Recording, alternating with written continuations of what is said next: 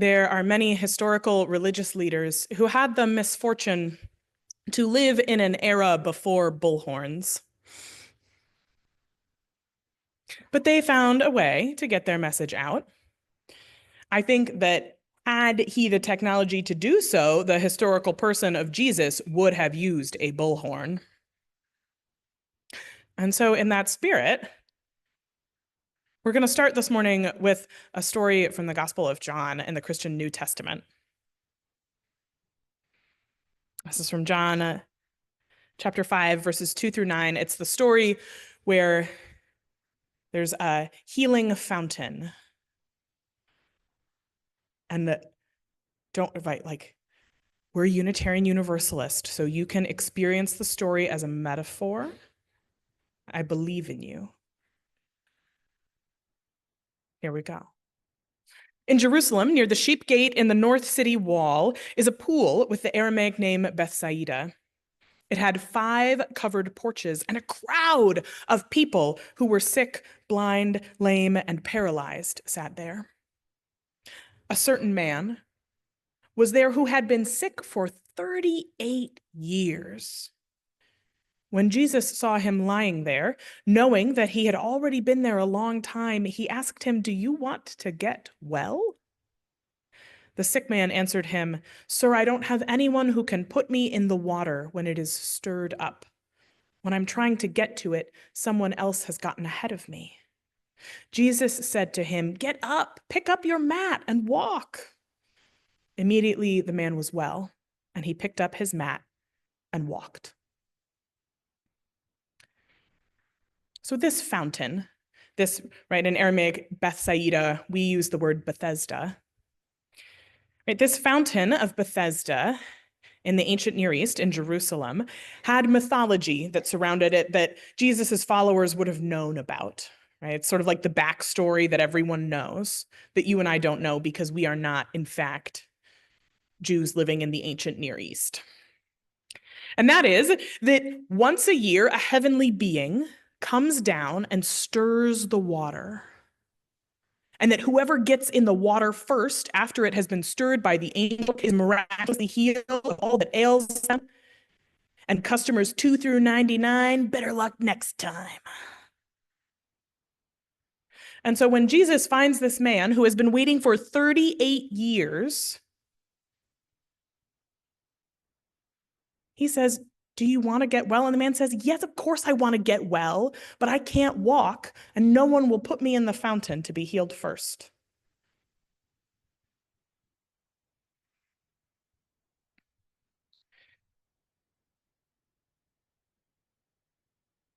And Jesus, bullhorn Jesus, table flipping over Jesus, hung out with a lot of people who society had deemed less than. Right, who had been dehumanized, who were not seen as fully human, as full participants in their community with the full right of healing.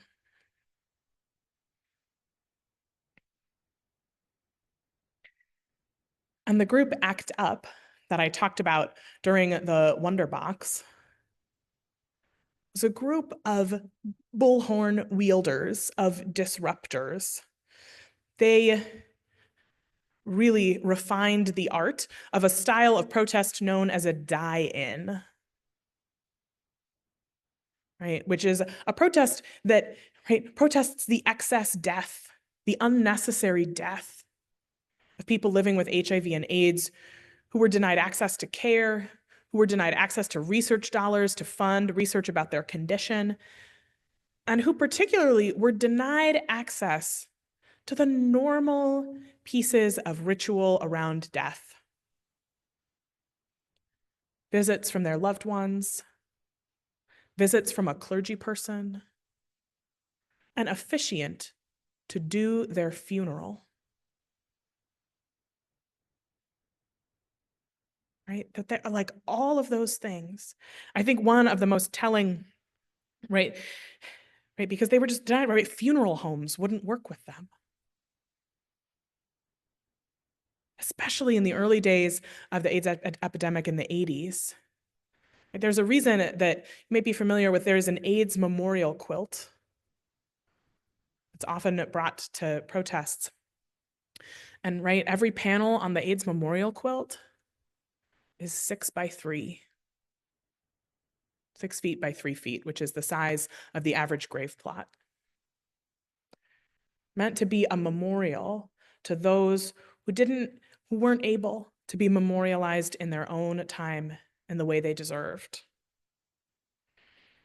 And ACT UP was a direct action organization. It was not pleasant to be on the receiving end of an ACT UP protest. Right, that their initial action, right, on the Supreme Court, the day following the Second National March on Washington for lesbian and gay rights in 1987, was disruptive. And then a year later, they shut down the FDA, an entire department of the federal government. I know it's not an official department, but an entire entity. They disrupted its functioning because the way that it was functioning was killing people.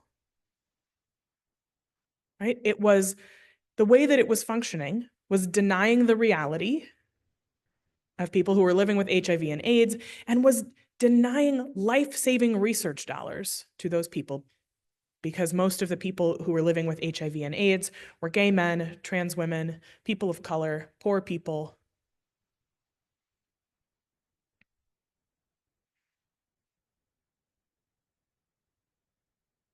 Right? Sometimes it's worth disrupting what's going on. Sometimes the proceedings are in fact so unjust that the just thing to do is disrupt them.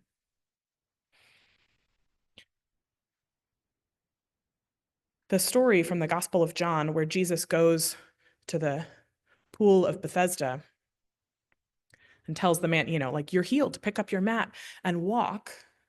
Part of what is disruptive is that Jesus is saying, you know what? This fountain doesn't have the market cornered on healing people. And that's not necessarily a statement about a single person's ability to miraculously heal people. Especially if you read biblical commentaries, especially from scholars of color, including one of my favorite is by the Black biblical scholar Dwight Allen Callahan, is that story is a commentary about access to resources, right?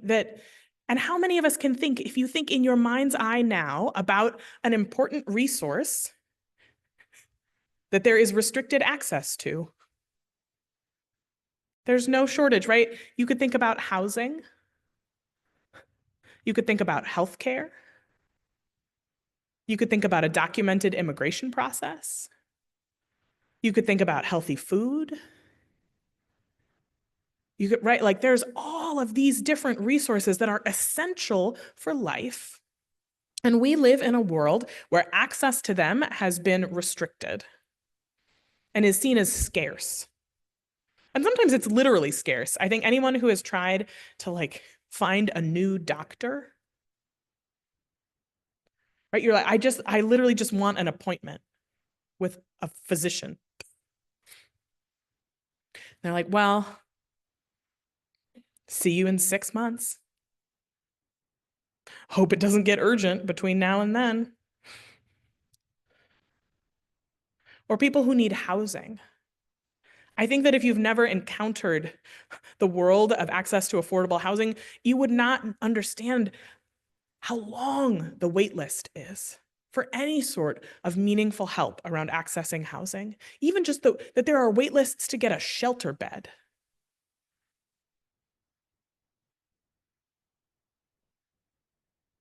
But that scarcity of resources is something that we human beings have invented.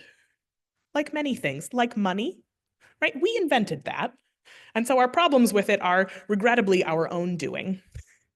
Same thing with a scarcity of resources. We have constructed a system where everyone cannot have access. And I don't mean like you personally, Justin and I got together and constructed this terrible system where people can't have access to affordable housing. No, but we, right, we participate in that system. Every one of us does, even if we don't like it, and even if we don't consent to it, it's there. And so I think the question is, who is served? Who benefits from the reality that not everyone can get access to everything they need to live and flourish?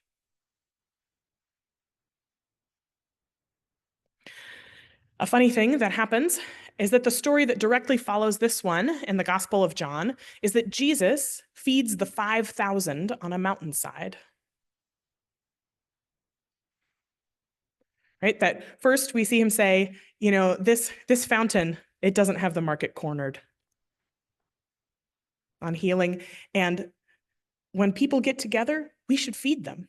Even if it seems like we're not going to have enough, we should still feed them. Even if all the people are wringing their hands about, will there be enough? Will there be enough? Is there enough? How could there be enough?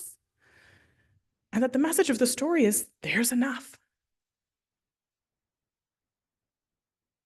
Which is not to say that it's easy, but it is to say that we do have the capacity to work towards that world where there is enough.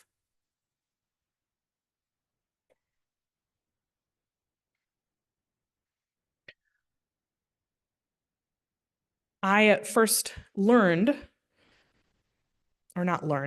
explored the depths of what the HIV/AIDS crisis in New York City was like when I read and watched the play and miniseries Angels in America as a teenager. It's so good. I feel like it's so many pieces of art don't stand up to time. But Angels in America stands up to time. And it explores lots of different themes, but one of them is the impact of the HIV and AIDS crisis. And there's a main character whose name is Pryor, and Pryor is very sick with AIDS. But there's one scene that reminds me of this story from the Gospel of John, where a notorious conservative and closeted gay lawyer, Roy Cohn, or a fictionalized, lightly fictionalized version of him, has died of complications from AIDS in the hospital. And Belize, friend of Pryor's, who is a nurse at that hospital, sees that there is a stash of the drug AZT in Roy Cohn's hospital room. It's in a locked fridge. More AZT than anyone could use in a lifetime. And especially now that that person is dead. But of course, Roy Cohn had all of that AZT because he had money and powerful friends. And Belize knows that his friend Pryor and other friends of his are dying. Not because they are any less worthy, but because they do not have the money or the connections that Roy Cohn did to access AZT. And so Belize does what I think many of us would do in that situation, which is that he breaks into that locked fridge and steals the AZT.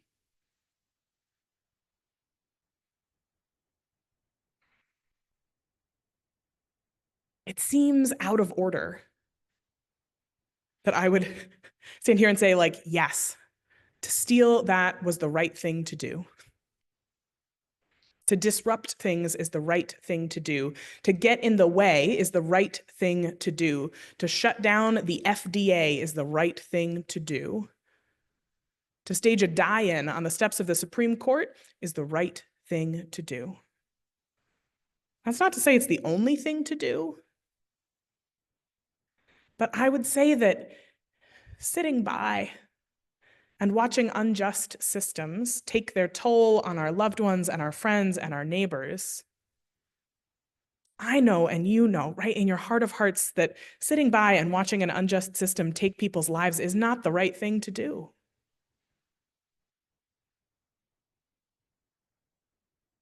Right? Just because a system seems orderly doesn't mean it's really in order.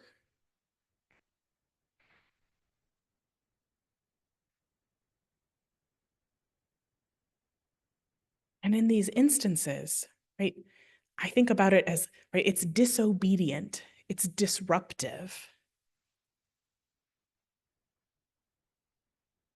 But for me, it's sometimes the only way to respond. I think about, right, the slogan of ACT UP, all in caps there, silence equals death, which doesn't just mean that you have to be literally loud.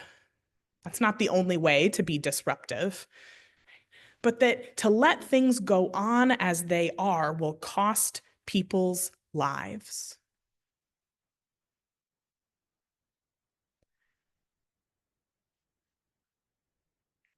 To let things go on as they are will cost people's lives. And like I said, there's so many systems that you could think of that are about which that is true: healthcare, mental health, housing, immigration. Okay? All of those pieces and places where there is room for you to disrupt. And disruption looks all different kinds of ways. Not everyone is a bullhorn carrier, right? That's not what I'm saying. But for me, the way I interpret the universalist half of Unitarian Universalist is that I've got an obligation that when someone else is being dehumanized, it affects my own humanity. Right? And so when I see someone being dehumanized, in order to recover my own humanity, I have to respond.